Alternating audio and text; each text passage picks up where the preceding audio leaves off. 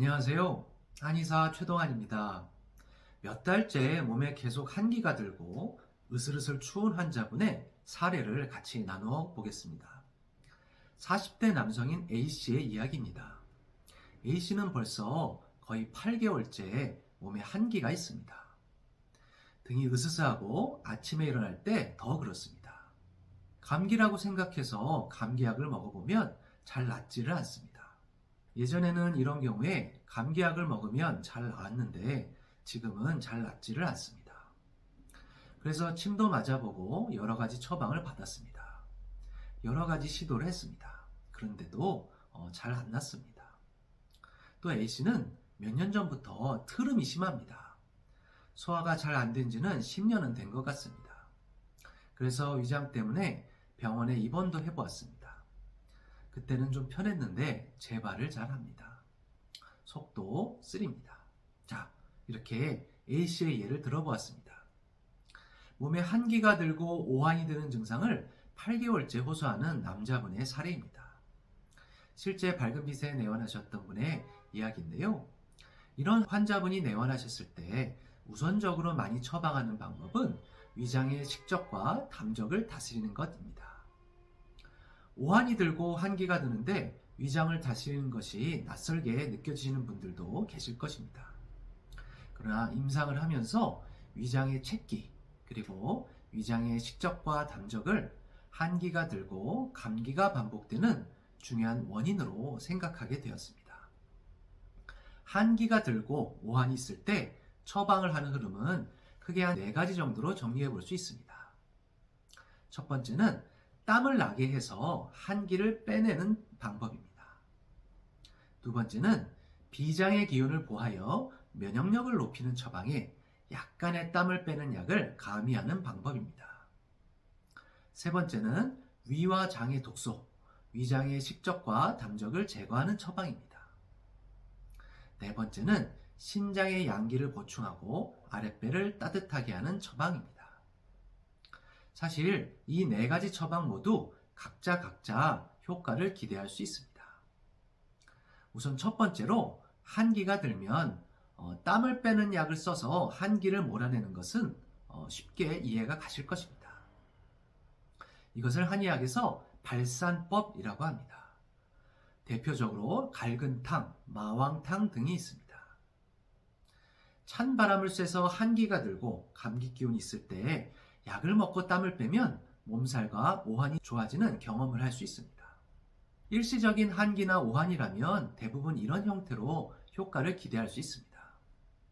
이렇게 일시적인 것이라면 앞에서 말한 두 번째, 세 번째, 네 번째 처방까지 고려하지 않아도 될 것입니다. 그런데 A씨의 경우에는 예전에는 이런 약들이 들었는데 지금은 잘 듣지를 않습니다. 몇 달씩 한기가 지속되고 있습니다.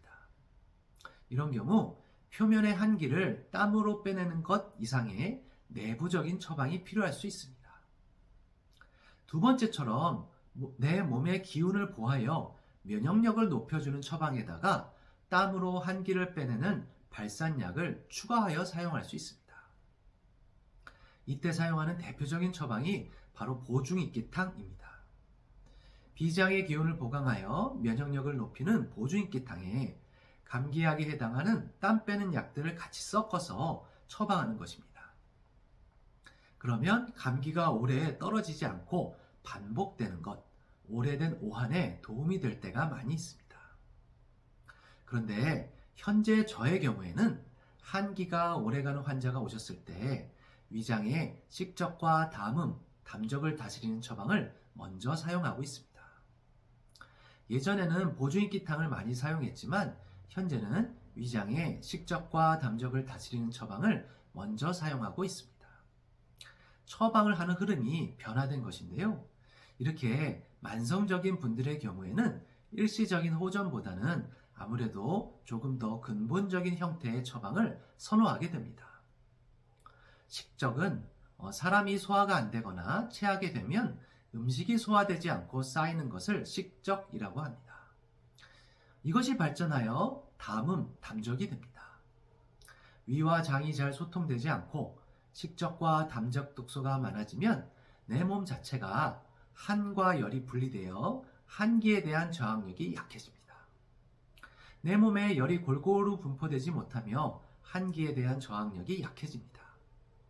실제 체하거나 소화가 안 되면 으슬으슬 춥고 한기가 드는 경험을 한 분도 많으실 겁니다. A씨의 경우도 소화가 안 된 지가 오래되었습니다. 트름도 많고 속도 쓰립니다. 이런 경우 위와 장에 식적과 담적 독소가 많다고 추정해 볼 수 있습니다. 또 위장에 식적과 담적이 많아지면 비장의 기운이 약해져서 면역력이 떨어지며 한기에 대한 저항력이 약해집니다. 따라서 기운이 약하고 면역력이 약한 것에 뿌리를 다스리기 위해서도 위장을 다스리는 것입니다. 어떤 병의 증상이 호전되더라도 위와 장의 식적과 담적이 심한 분들은 자주 재발하는 경향성이 있다는 생각을 갖게 되었습니다. 위와 장의 식적과 담적 독소를 제거하는 것을 만성적인 증상을 다스릴 때 중요하게 생각하게 된 것입니다. 그렇게 독소를 뺀 후에 다음 단계로 앞에서 말한 기운을 보하여 면역력을 높이는 약을 처방할 수 있습니다. 실제 임상에서 식적과 담적을 다스릴 때 많이 사용하는 처방이 이진탕이라는 처방입니다. 이진탕은 식적과 담적을 다스리는 약입니다만 처방 구성 속에 이미 약간 땀을 내서 한기를 빼내는 성분이 어느 정도 들어있습니다. 즉 식적과 담적 독소를 제거하면서 또 땀을 내서 감기를 고치는 의미도 들어있는 것입니다. 일시적인 오한이나 감기에도 사용할 수도 있고 몇 달 몇 년째 오한이 드는 경우 뿌리를 다스리는 의미로도 사용할 수 있습니다. 오늘 예를 든 A씨에게도 위장의 담적을 다스리는 처방과 대장의 숙병과 독소를 빼주는 처방을 사용하였습니다. 그러면 오래된 오한 몸살기에 효과적인 경우가 많이 있습니다.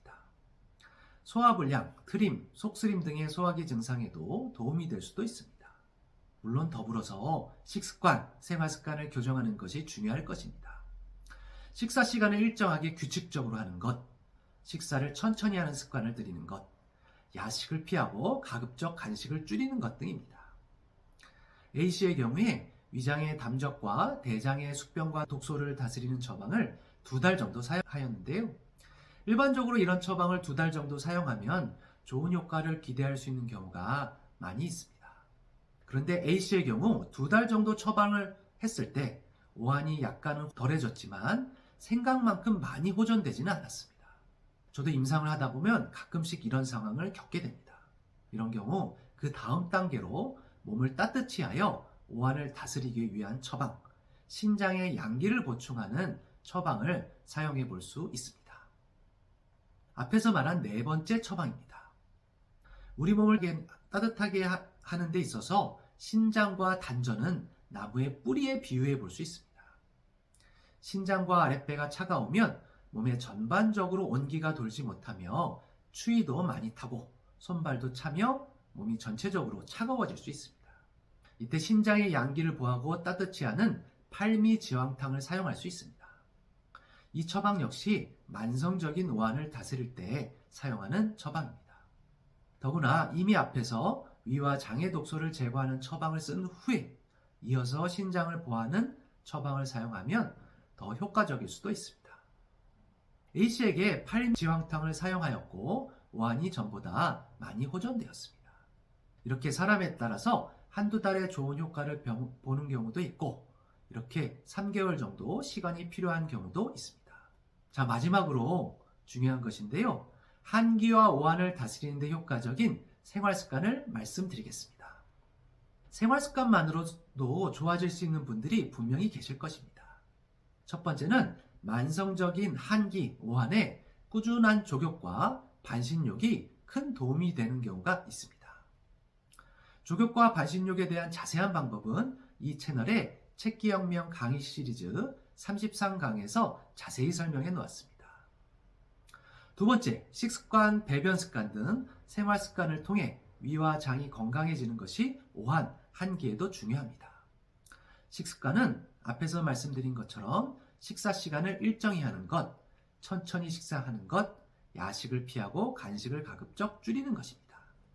식습관과 배변 습관의 조금 더 구체적인 내용은 이 채널의 책기혁명 강의 시리즈 28강, 29강, 31강에서 자세히 설명해 놓았습니다. 참고하시기 바랍니다. 지금까지 밝은빛이었습니다. 감사합니다.